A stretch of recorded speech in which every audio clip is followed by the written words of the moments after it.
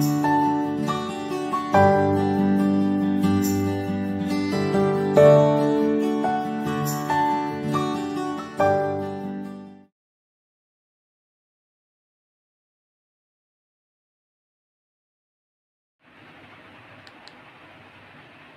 गौर करके ध्यान देना, जिस समय आप काम वेग में होंगे, क्रोध में होंगे, मोह में होंगे, लोभ में होंगे, उस समय नाम भूल चुके हैं।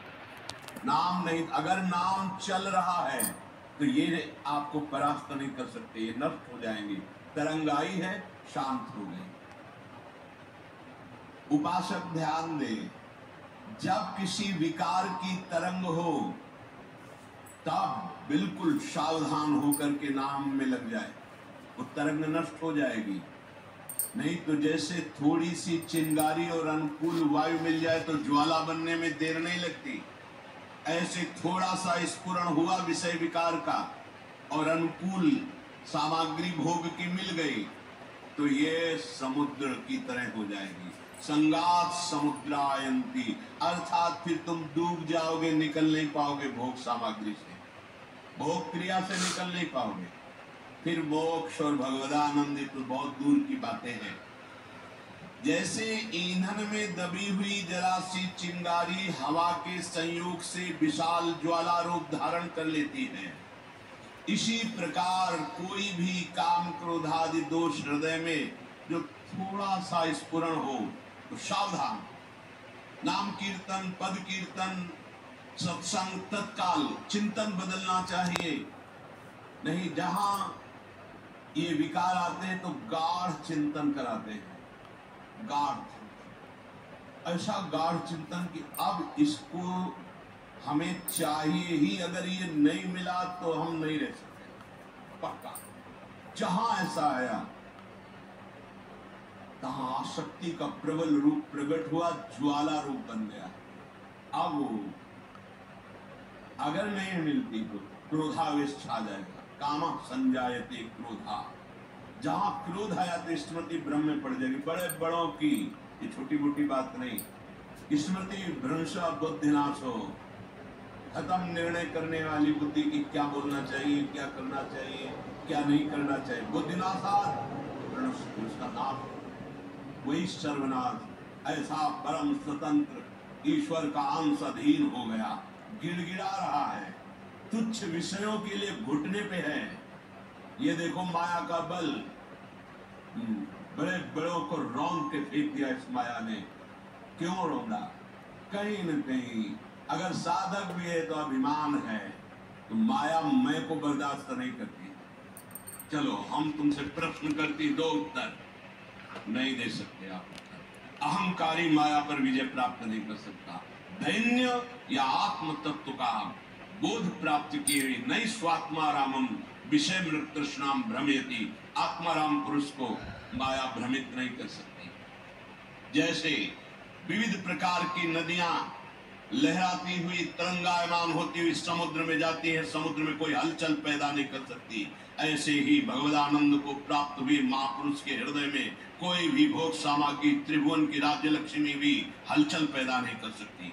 शांताकारम, उसका हृदय द्वंद्वातीत, त्रिगुणातीत, कालातीत स्थिति को प्राप्त हो गया है। पर जब तक ऐसी स्थिति ना हो तब तक साधक सावधान। जहां हृदय में काम क्रोध का विकार एक लहर सी आवे, तुरंत सावधान हो जाना, कुसंग से हट जाना। वो वृत्ति कुसंग की आई है, अगर उसका चिंतन बनने लगा तो चिंतन बनेगा, वो पूरा पिक्चर सामने रख देगी। अगर भोगा है तो उसकी, नहीं भोगा है तो कल्पनात्मक, ऐसा ऐसा करेंगे, ऐसा ऐसा करेंगे, बड़ा सुख मिलेगा। बस बावरा हो गया, निर्णायक शक्ति गई और वो उसको अधीन करके भ्रष्ट कर देगा। कुसंग लहर को समुद्र बना देती है, बाहरी कुसंग और आंतरिक कुसंग। चारों ओर से हृदय पर काम का अधिकार, क्रोध का अधिकार, लोभ का अधिकार, अब बचने की कोई गुंजाइश नहीं रहती। अब देवर्षि नारद जी कह रहे हैं, साधक उपासक सावधान। ये लहरें सबके हृदय में आती हैं, पर समुद्र ना बनने पावे, इतनी सावधानी रखना। लहर आई, राधा राधा राधा राधा राधा। गृहस्थ धर्म में तो मर्यादा के अनुसार, अपनी सीमा के अंतर्गत। विरक्त धर्म में तो उस तरंग को ही नष्ट करना है। सदा सर्वदा अत्यंत सावधानी भगवत स्मरण है। सदा सर्वदा अत्यंत सावधानी भगवत स्मरण है। कहा हनुमंत विपत्ति प्रभु सोई, जौ तो सुमिरन भजन न हो। तो देवर्षि नारद जी से प्रश्न हो गया, कस्तरति कस्तरति मायाम। महाराज, कौन है ऐसा जो इस माया से तर जाता है? कौन है ऐसा जो इस दुस्तर माया से तर जाता है? कस्तरति कस्तरति मायाम। कौन है जो इस दुस्तर माया को पार कर जाए, जीत जाए?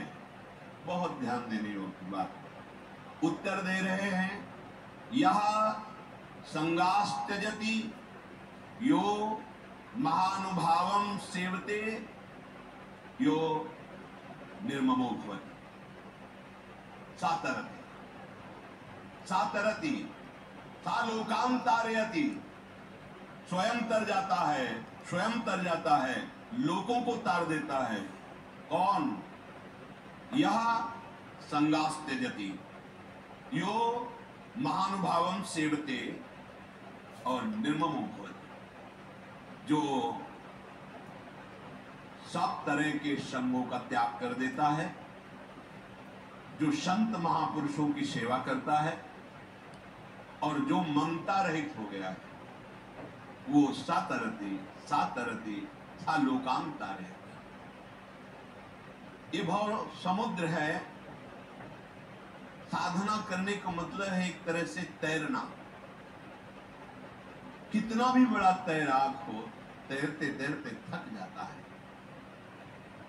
जितना हाथ पैर से जल काटते रहते हैं तो आगे बढ़ते रहते हैं।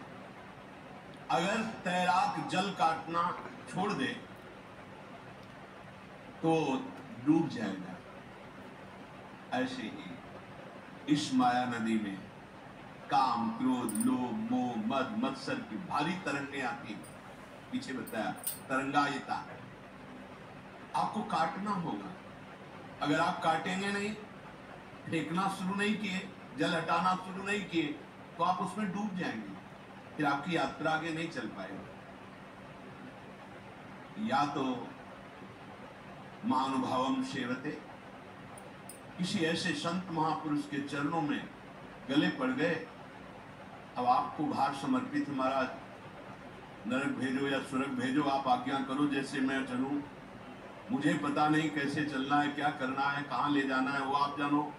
किसी महापुरुष का पल्लू पकड़ लिया, वहां तैरना नहीं होता। श्री हरिवंश प्रताप नाम नौका निज खेवक, भव सागर सुख तरत निकट हरिवंश जो सेवक। आचार्य चरणों में पूर्ण समर्पण, गुरुदेव के चरणों में पूर्ण समर्पण, ये नौका में बैठना होता है। स्वाभाविक सुख पूर्वक संसार समुद्र को देखते हुए उस सहज में पार कर जाता है।